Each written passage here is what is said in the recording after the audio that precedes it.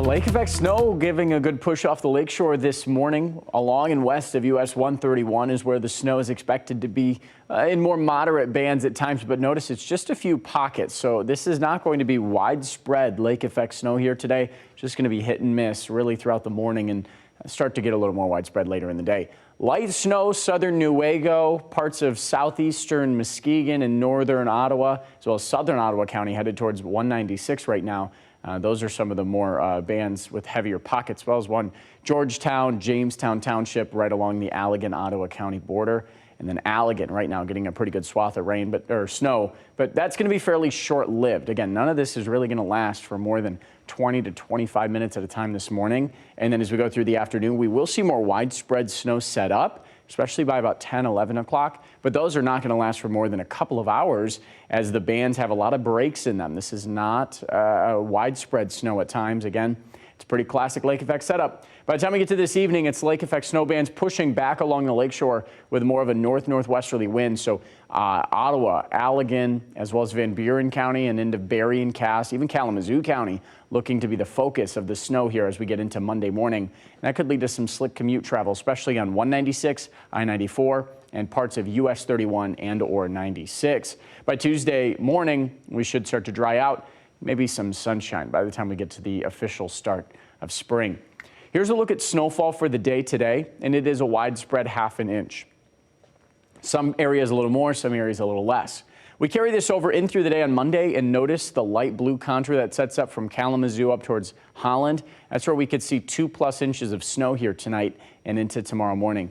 And that may lead to some of that slick commute here tomorrow morning. Winds along the lakeshore 10 to 15 miles per hour. Some areas inland fairly quiet, just 3 miles in Battle Creek, 3 miles an hour in Coldwater as well. But the winds is out of the west northwest and will remain there as we go through the day today. Sustained winds upwards of 20 miles per hour, gusts to 30, a little bit lighter than yesterday's wind, but it's still going to be a breezy one and knocking the feels like temperature down into the mid-20s for most of the day. Thankfully, again, the wind not terrible right now, but as it picks up, the temperatures are really good, or at least the feels like temperature is going to start to drop. We're at 34 in Grand Rapids, 34 in Hastings this morning, 33 in Battle Creek. And comparing it to St. Patrick's Day weather history, well, we'll top out in the mid-30s. We're going to be about 11 degrees below our average high, and last year was near 50. Today it's going to be only about 36 degrees with the light snow and the mostly cloudy skies. 35 for Monday, so even colder as we start the work week. First day of spring, well, is officially on Wednesday, but Tuesday night is when the astronomical equinox occurs, and it'll be 43 degrees then, and then more 30s return for the first few days of spring. Since the late 60s, bridges across the country have been built with a material called uncoated weathering steel. Originally pitched as a low or no maintenance building material, the bridges made out of it are now falling into severe states of disrepair. And Michigan is one of the states most impacted. Patrick Terpstra has more. South Braddock Avenue and Forbes Avenue. A lot of screaming and static on the phone. In the pre-dawn hours of late January 2022, the 500-foot-long Fern Hollow Bridge collapsed under the weight of snow in Pittsburgh, Pennsylvania. The bridge's fall injured 10 people and raised new questions about the deteriorating condition of thousands of bridges across the nation built using the same material. It's known as uncoated weathering steel. Gary Tinklenberg has been raising concerns about this type of steel for decades. I'll just pick a file here. We joined him on a visit to a storage unit he keeps in Holland, Michigan. So we're looking at 40 years worth of files here. Yeah. Wow. The records date back to when he was just starting his career as a chemist for the Michigan Department of Transportation. Part of his job back then was to determine the effectiveness of uncoated weathering steel. At the time, it was the hot new way to build bridges like these, especially in Michigan. At that point, everybody believed that it would be maintenance-free. What do you mean maintenance-free? You didn't have to do anything to it. If you could eliminate all that painting and all that maintenance, why, this is the greatest thing since sliced bread. But beginning in the 1970s, Tinklenberg detected a problem. It turned out the salt used to de-ice Michigan highways in winter was keeping the steel from naturally forming a crucial protective coating. The corrosion rates kept climbing. Did you worry over the years that one of these bridges might fail? Yeah, I was concerned. I had seen an awful lot of ugly steel.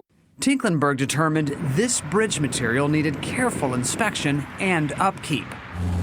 The National Transportation Safety Board's investigation of the Fern Hollow disaster found a failure to maintain the steel on the bridge played a critical role. This bridge didn't collapse just by an act of God. It collapsed because of a lack of maintenance and repair. The agency's findings led the Federal Highway Administration to order every state in the country to examine the condition of their uncoated weathering steel bridges.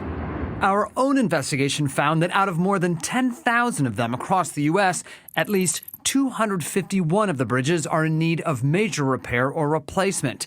Our data team found New York has the most, followed by Michigan, where Tinklenburg worked. We can hear the highway traffic above us, and we can see some of the reasons that this bridge is in poor condition, including this cracked concrete over here and these temporary steel support beams that have been in place since 2015. Why have those areas not been addressed? It gets back to resources. Becky Curtis is the chief bridge engineer at Michigan's Department of Transportation. We know we don't have the resources to address all of them, and that's why we're seeing a decline in our condition over time. We're losing ground. Why not just replace all of these old weathering steel bridges in the state? Well, the weathering steel bridges are actually performing just as well as the average population. This piece of equipment precisely cuts the parts that we need. Steel companies we talked to agree. Ronnie Medlock has worked with steel bridges for decades and is a vice president of high steel structures in Lancaster, Pennsylvania, where we met him. If I look at the number of uncoated weathering steel bridges that are in service, there are thousands, and they've been around for decades. Anytime we're using a material, whether it's uncoated weathering steel or other, use it thoughtfully. Make sure you know what's going on. What I'm concerned about is that perhaps people didn't know how to do the maintenance that they need to do when issues arise. Mostly developing coatings. Tinklenburg worries about that too and fears that lack of understanding threatens the safety of these bridges across the U.S. There's known risks that we have to address. Should we worry about these bridges that are standing today all over the country? You need to be concerned. You need to follow the best practices. That's the same advice he was sharing long before a disaster awakened this country to the limits of a steel used to build bridges still carrying millions of Americans every day. Patrick Terpstra, Scripps News, Washington. It's 6:21 this morning. Still ahead. I'm John Mattery. Some families with insurance coverage through the Affordable Care Act are finding it tougher and tougher to find in-network coverage. I'll explain why coming up.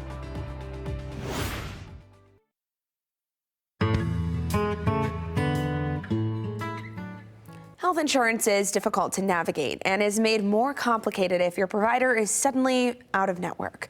Consumer reporter John Mattery spoke to one family struggling to find the care they need. He looked into what they and others can do so you don't waste your money. Under the Affordable Care Act, it can be challenging to find in-network care in your area. And as one family found out the hard way, information you find online may not match what's really in your plan.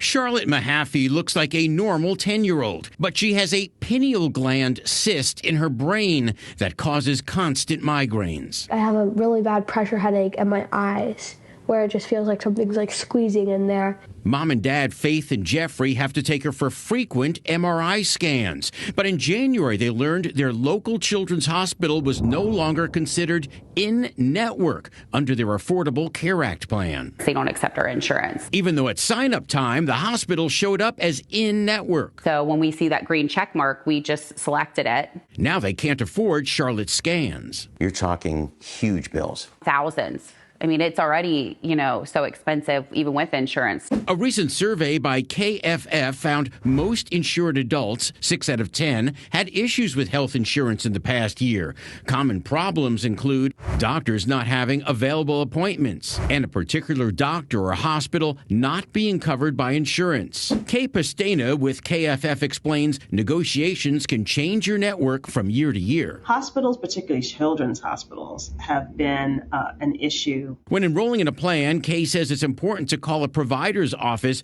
just to make sure they're in-network. Don't just rely on online directories. Unfortunately, you have to be relentless. And if you feel there aren't enough doctors in your network, report that to your state Department of Insurance. Everybody's pointing fingers at the other one, and meanwhile, we're the ones suffering for it. For now, little Charlotte is caught in the middle, unable to get the treatment she needs without a long drive.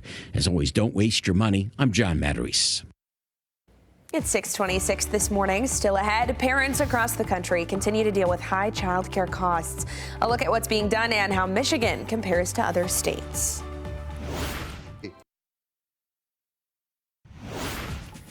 Now on Fox 17 weekend mornings, surging childcare costs is one of the biggest problems facing parents across the country. We'll break down those numbers and highlight how Michigan compares to other states. Well, we are tracking some snow chances as we go throughout not only today and tomorrow, but really the whole work week. We'll break down the cooler air in that 7-day forecast ahead. And those gas prices continue to rise. Where in West Michigan you can find the most expensive and cheapest prices. You're watching Fox 17 Morning News. Good morning to you, West Michigan. I'm Lauren Coomer. And I'm Reese Cole. Thanks for joining us here on Fox 17 Weekend Mornings. Happy St. Patrick's Day. If you're up early, maybe getting ready to celebrate the Irish heritage. It's a little chillier than it was yesterday. I saw some late snowflakes come down this morning. It's the precursor of what's to come here, especially for a little bit during the day hours. Yeah. And then as we get into tonight and tomorrow morning, a secondary band accumulations look to be on the way. Temperatures, though, starting out on the chillier side, some areas below freezing, others marginally above. You can see Belding at 31, Cedar Springs and Sparta at 33. We're at 34 over in Spring Lake in the Grand Haven area. 34 in Hudsonville, 33 in Allegan, 33 in Delton, 33 in Coresco, 36 in Coldwater. So again, temperatures just kind of varying up and down from that freezing line. Live radar right now getting along US 131 are those lake effect snow bands. Now they are fizzling out as they move inland. So again, it's classic lake effect setup here this morning. More snow is developing over the lakeshore into Oceana and Muskegon counties. That's headed almost due east. A lot of this is slightly south and east, but those bands from Allegan, Plainwell, excuse me, up towards the Grand Rapids area, they still have some moderate bands in there that lead to a little bit of snowfall. Between this morning and this afternoon, snow showers really pick up between 1, 2, 3, 4 o'clock. That's when we'll expect some accumulations up to a ½ an inch. Now, Grand Rapids hasn't seen a day with an inch of snowfall in a day since February, but today or tomorrow, that may change. We'll have the details on accumulations ahead.